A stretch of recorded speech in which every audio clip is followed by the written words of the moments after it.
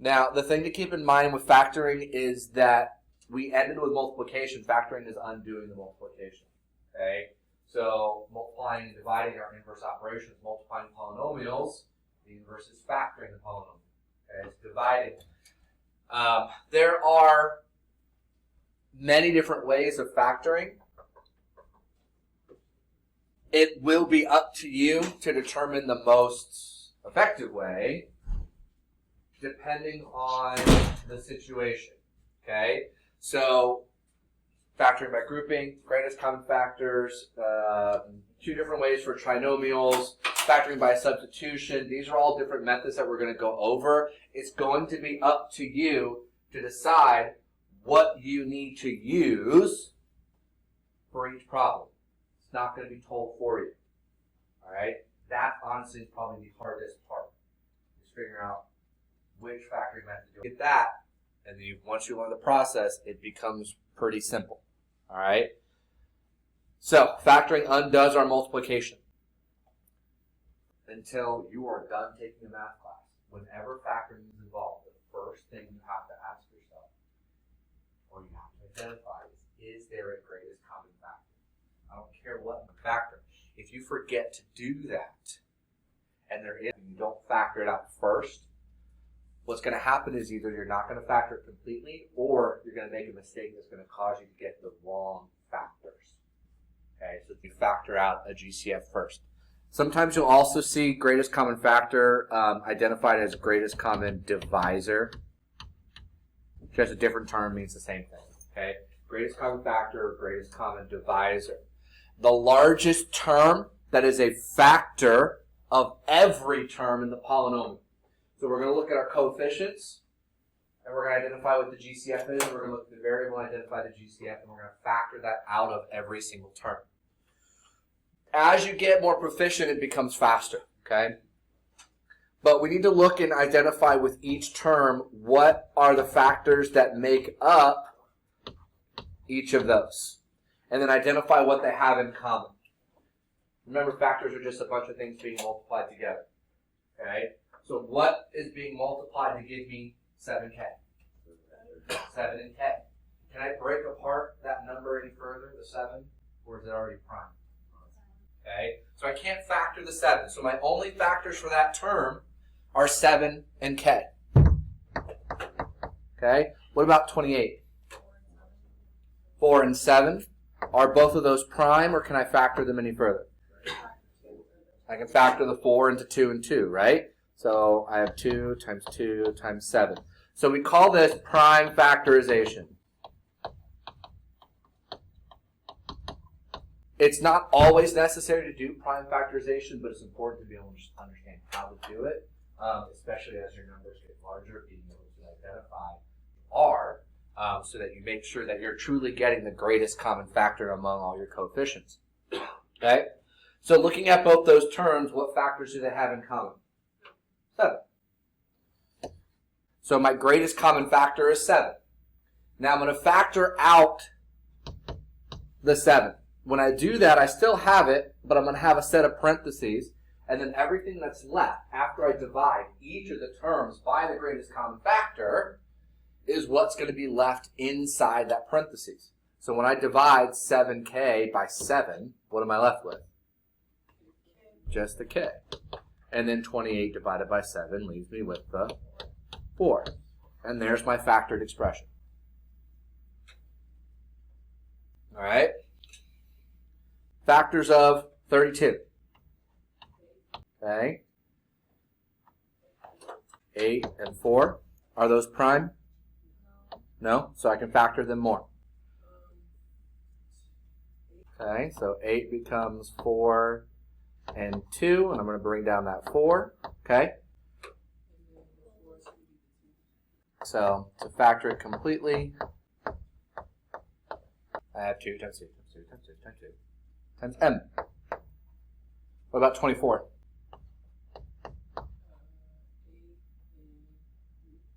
Okay.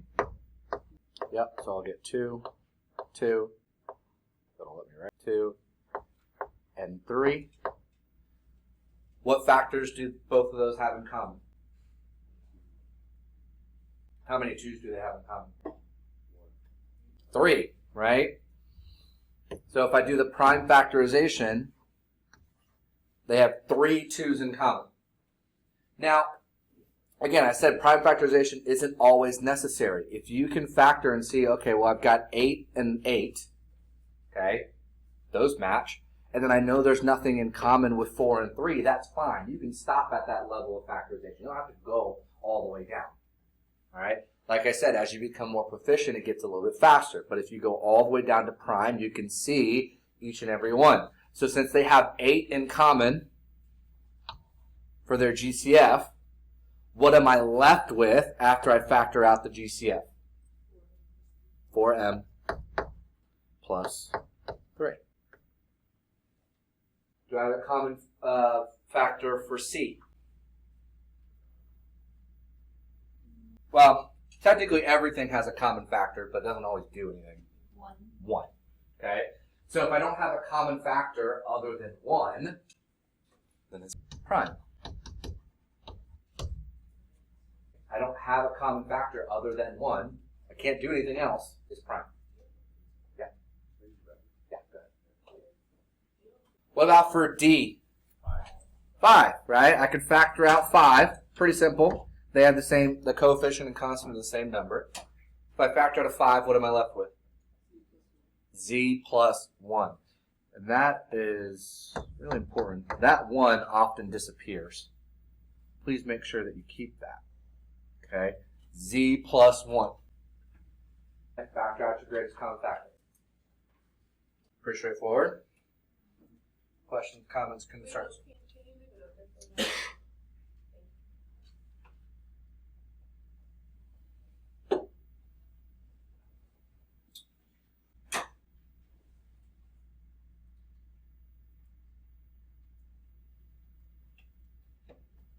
Now,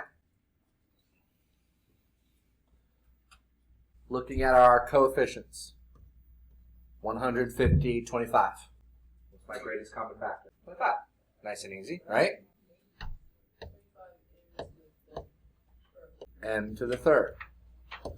When you're looking at your exponents, when you're looking at your variables, it's going to be the lowest value among the exponents for each variable. Now, if you have more than one variable, you're going to have to make sure you look at each one separate. If you've got m and x, we have to look at the m and we look at the x. Lowest value among each of those variables. Okay? But your greatest common factor among variables would just be whatever the lowest exponent is. So, factor out that 25m cubed. What am I going to be left with on the first term? Squared. Good.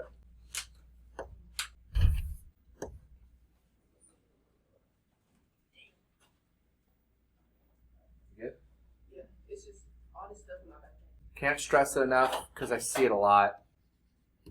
Make sure your GCF stays. I cannot tell you how many times I see it just disappear, especially if you end up with a polynomial that you need to factor even more. I often see the GCF just go away. It needs to remain there as part of your answer. Okay? Yes, we're dividing it out of each term, but it is not going away. It needs to stay there.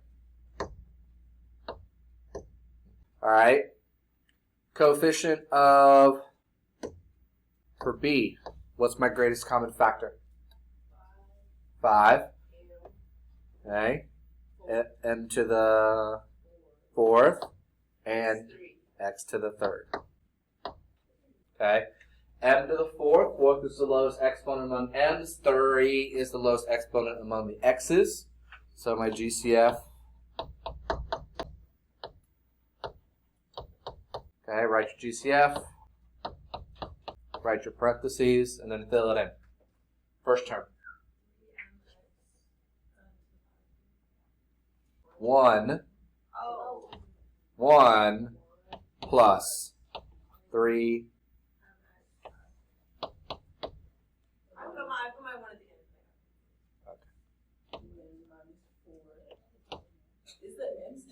M to the fourth divided by m to the fourth is 1. Negative 4 times 1 is negative 4. Well, you didn't put the other parentheses. I will. Appreciate it. Thanks for looking out.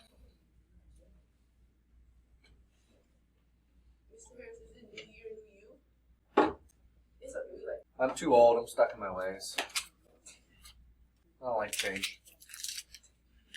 All right, so we've got monomial common factors. But that's not always going to be the case. Sometimes our common factors will be binomials. They can even be trinomials. Just because you see parentheses doesn't mean you need to distribute. Look at the problem as a whole and identify what they want you to do. If they want you to factor, just because it's in parentheses doesn't mean you need to distribute and factor. Look at what is in common, what is similar. Notice that I have two binomials being multiplied together. So that is a term. That is one term. Now these terms are pretty complex, but this in and of itself is a term. And this is another term. Within this term, we have two factors that are binomials and another two factors that are binomials. Do they have any factors that are the same? A is not a factor. A plus 2. A plus 2 is a factor. A minus 3 is a factor. A plus 2 is a factor. A plus 6 is a factor. These two factors are the same. So I can factor out that grouping as a whole. I can factor out the grouping as a whole. And then what am I left with? A minus 3 plus A plus 6. Now that I've gotten rid of the multiplication between those two terms, I can actually simplify that even further. Because my only operations here are addition and subtraction. So I can drop those parentheses. And I'm left with A minus 3 plus A plus 6. Combine like terms, what does that simplify to? What, you don't get what? That's not true. Be more specific.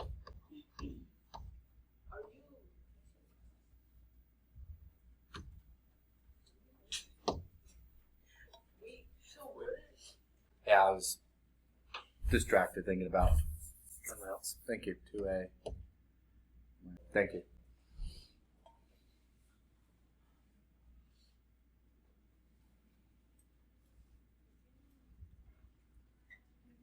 Wait, so Mr. Reyes, after you take the A plus 2 out of both, it would be minus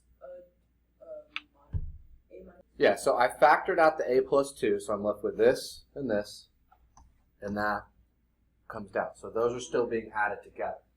So if I change it, if this was subtraction, then I would have subtraction here. And that's what we're going to have here, right? So what's my common factor for these two terms? Y minus 1. So if I factor out y minus 1, what am I left with inside my larger parentheses? It's y plus 4. Now the key difference between these two, this one was plus, this one's minus, what do I have to do because of the subtraction? Be that negative. So that's going to be that only difference. I've got that extra step, but it's, again, I only have the one operation, addition, subtraction. I don't have any multiplication, so I can simplify this now. The only thing I have to remember is that when I drop these parentheses, I have to distribute that negative to the y and the 4.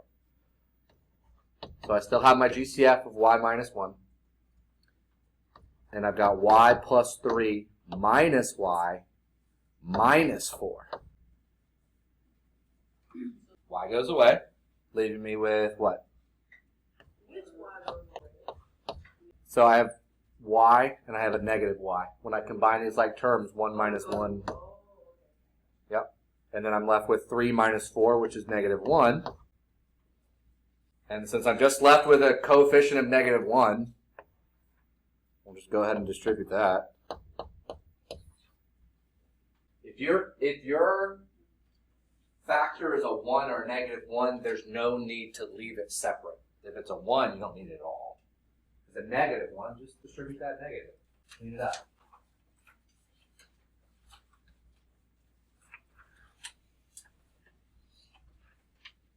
John, you can hang out. You don't have to go away.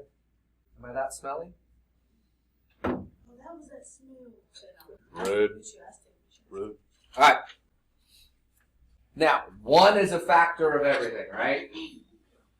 So is negative 1. Any factor you identify, you can also factor out the opposite. All it's going to do is just change the sign. So if I've got negative 6r squared plus 5r, what is a factor of both of those terms? R, right? I could factor out an r and be left with 6r plus 5, right? But what if I factor it out instead? Negative r.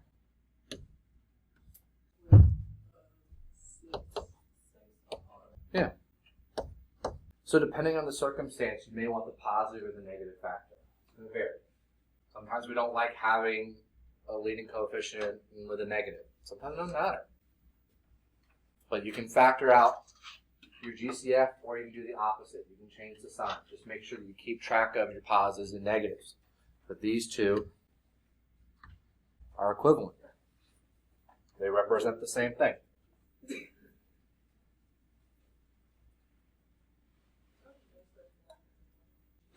Now, if our greatest common factor is only 1 or negative 1, doesn't necessarily mean that it's prime. If you have more than 3 terms, we can often use factor by grouping, which is going to create a scenario similar to what we did here. Factor by grouping creates something similar to this so that we factor out an entire set or grouping of terms so that we can continue to simplify and factor the expression.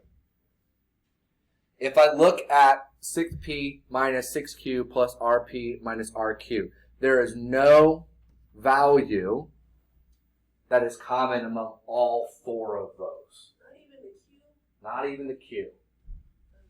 The only thing that I could factor out of it is a 1, but that won't change anything. Or a 1 will just, negative 1 will just change the sign. But if I look at each grouping has its own common factor. And our goal is to get something similar to these, where I have a common binomial among both of them, among both groups.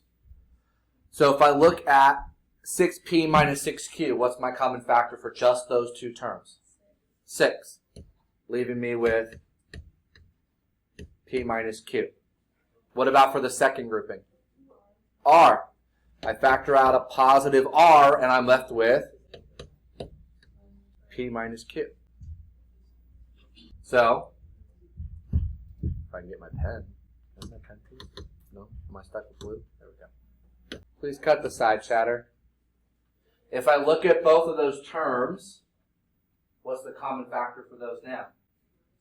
P minus q. So the common factor for both of these terms is p minus q. Leaving me with what? 6 plus r. No, the answer is p minus q times 6 plus r.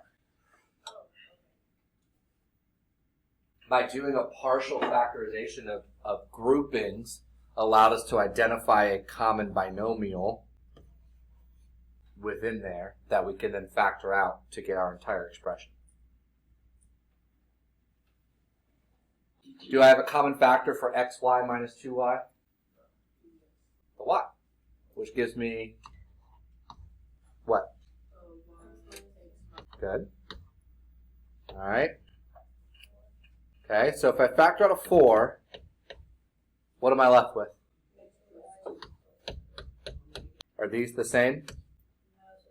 You can factor out a negative 4.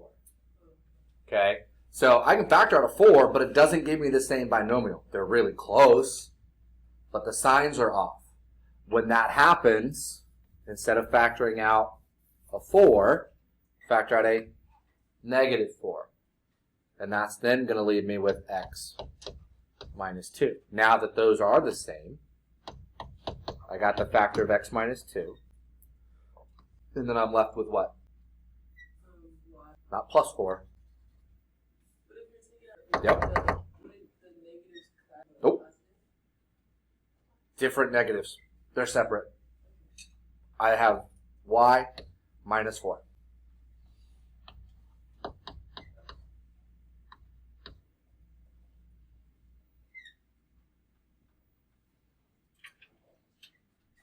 Kn plus mn.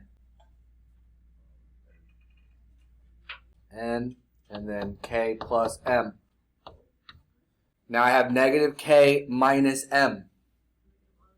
Factor out of negative 1, because this is already close to the k plus m, but the sign is off. Everything has a factor of 1 or negative 1. Factoring out the negative 1 lets you change those signs. K plus m. Now that I have k plus m as my factor, and I'm left with what? N minus 1.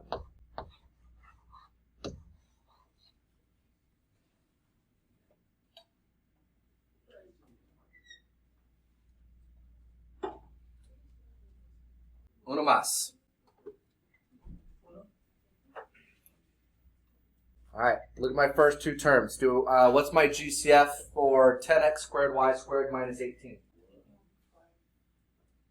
2, okay. 2, okay.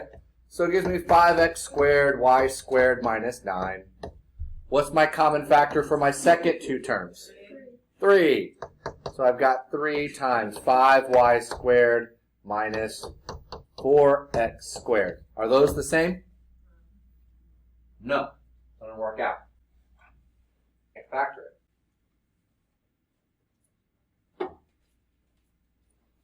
Use your commutative property and you can rearrange the terms that may be more favorable for the grouping.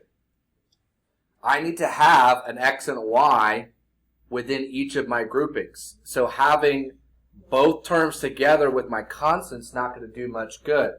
But I can instead pair it up with either 15 or 12. Either 15y squared or 12x squared.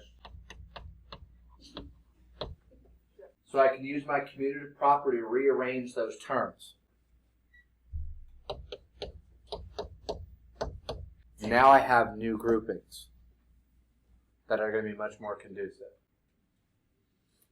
Now with my new set of terms, what's the greatest common factor for 10x squared y squared and 15y squared? 5. 5y squared. Common factor between those two is 5. And then they both have a y squared. What does that leave me with? 2x squared plus 3. Okay. Let's look at our second grouping. Greatest common factor for negative 12x squared minus 18. 6.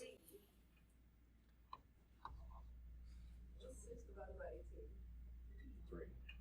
That's why I said 3. Factor out of negative 6. What does that leave me with?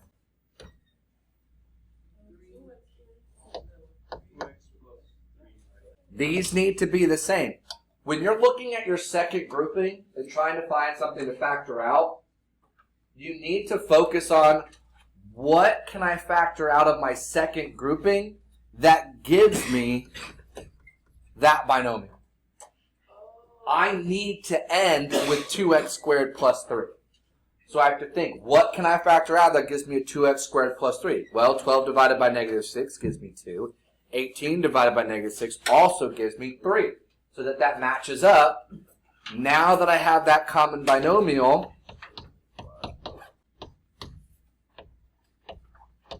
I can finish the factor. So that's why the first one didn't work, because we didn't. Correct. These were too different. I couldn't factor out that grouping. But by rearranging it so that I have some variables with that first term, then I was able to factor it out. All right? That's it for today.